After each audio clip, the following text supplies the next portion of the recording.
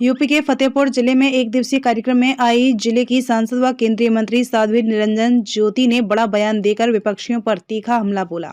3 राज्यों में चुनाव जीतने के बाद बौखलाहट में केंद्रीय मंत्री साध्वी निरंजन ज्योति 2024 में अयोध्या में रामलला के दर्शन की जगह 2023 में दर्शन करने जा रही हैं।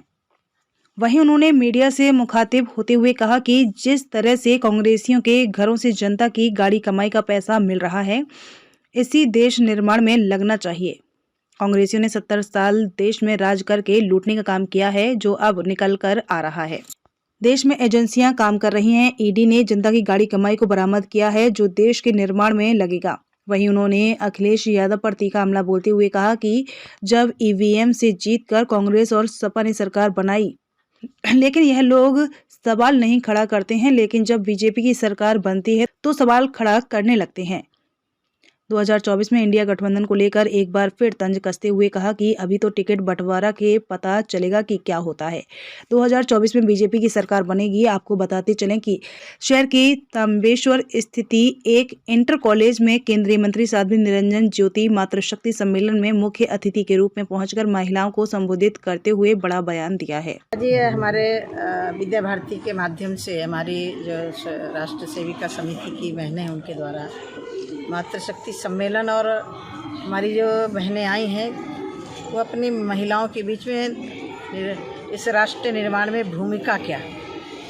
और ये बात सही है कि किसी भी देश के लिए आगे बढ़ाने के लिए मातृशक्ति की बहुत बड़ी भूमिका होती है। और आज तो मैं गर्व से कह सकती हूँ कि शायद आज़ादी के बाद से पहली बार आत्मनिर्भर बनाने में 11 महिलाएं भूमिका निभा रही हैं। और माँ का दायित्व तो किसी से बराबरी नहीं की जा सकती। माँ तो माँ होती है। माँ के शब्द के बराबर कोई शब्द नहीं है। लेकिन कुछ काल खंड आया कि मातृशक्ति का कहीं ना कहीं किसी तरह से गिरावट जरूर आई है। इसके लिए हम सबको सजग होकर, क्योंकि माँ कभी तिरस्कृत करने योग्य नहीं होती है, लेकिन कई बार बड़ी पीड़ा होती है कि जब एक माँ 4 बच्चों का पालन पोषण कर लेती है, गरीबी अवस्था में भी पेट भर लेती है, लेकिन जब बच्चे बड़े होते हैं वही बच्चे माँ को वृद्धाश्रम में छोड़ते हैं, तो मुझे लग रहा है कि ये सबसे ज़्यादा कष्टदायी है। इस रीति रिवाज को तोड़ना पड़ेगा। मेरा देश श्रवण कुमार जैसे पुत्रों ने कंधे में लेकर के तीर्थ यात्रा कराई। गौशालाएँ तो होती थी, लेकिन वृद्धाश्रम नहीं हुआ करते थे। ये बहुत। और एक दूसरा विषय, अनाथ बच्चा। हमारे यहाँ अनाथ बच्चा कभी नहीं। जो रघुनाथ का देश का बच्चा और अनाथ कैसे हो सकता है। लेकिन आज 3 तरह की पीढ़ियाँ हैं। एक वृद्ध है, एक तलाकशुदा महिला है, और एक छोड़ा हुआ बच्चा है।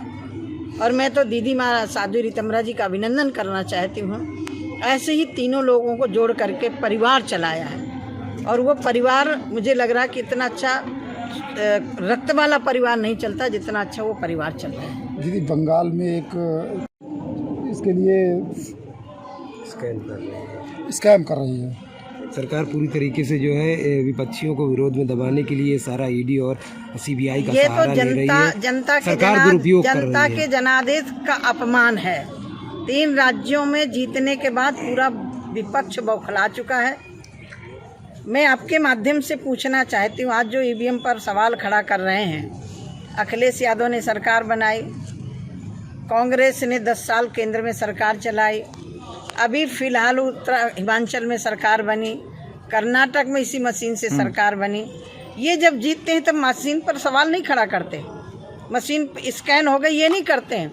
लेकिन जब भारतीय जनता पार्टी जीतती है तो मुझे लग रहा है कि इनका किसी पर विश्वास नहीं है। न जनादेश पर विश्वास है, न ईवीएम पर विश्वास है, न निर्वाचन पर, न कोर्ट पर, किसी पर विश्वास नहीं है।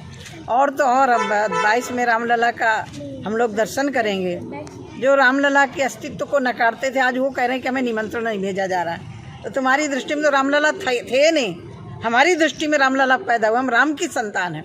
और मेरा सौभाग्य है कि उस भव्य आयोजन में मुझे निमंत्रण मिला है, तो मैं फतेहपुर की तरफ से प्रतिनिधित्व करते हुए रामलला के दर्शन करूँगी। ईडी की छापेमारी से काफ़ी कैश मिला हुआ है, और इस तरह से वो ये आज़ादी के बाद से इन्होंने लूटा ही है। ये तो 2014 के बाद से आज भारत विकसित राष्ट्र की श्रेणी में आ चुका। भारत विश्व पटल पर भारत को लोग जानने लगे। अभी तो एक के घर में ईडी गई है और इससे जब कहते हैं दबती हुई चुप में यदि कोई दबा देता है तो उनको दर्द होता है। कांग्रेसियों को बहुत दर्द हो रहा है कि ईडी क्यों, हम नहीं, सरकार नहीं ईडी लाती।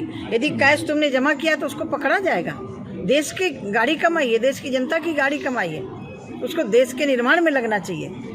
तो मैं तो इतने कह सकती हूँ कि जिस तरह से कांग्रेसियों के घरों में मिल रहा है, अब ये तो उनको कांग्रेसियों को जवाब देना होगा। अखिलेश यादव का एक बयान आया